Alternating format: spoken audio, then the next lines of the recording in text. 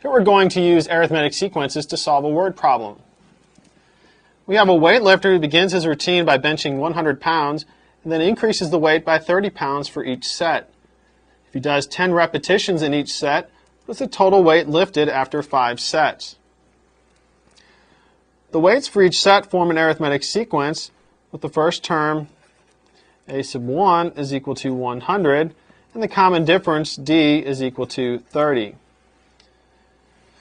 If we imagine that the weightlifter only performed 1 repetition per set, then the total weight lifted in 5 sets would be the sum of the first 5 terms of the sequence given by this first term and this common difference.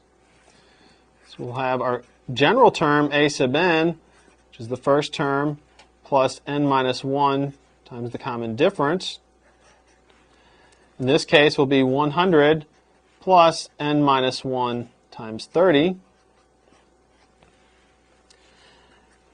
We'll get 100 minus 30 is 70, and then we'll have plus 30n.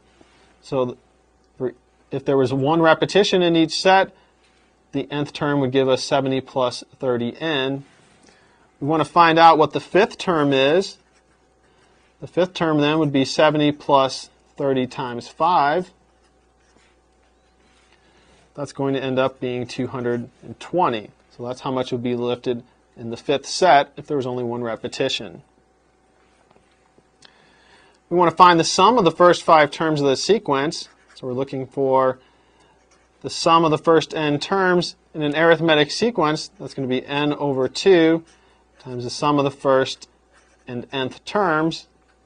In this case, we're looking for the sum of the first 5 terms. So we'll have 5 divided by 2 times the first term, which is 100, plus the 5th term, which is 220. And we'll get that the sum of the first 5 terms is equal to 800.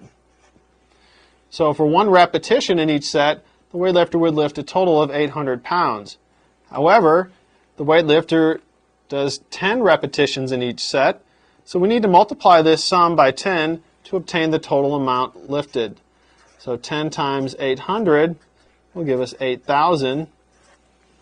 And so the weightlifter will have lifted a total of 8,000 pounds after the 5 sets.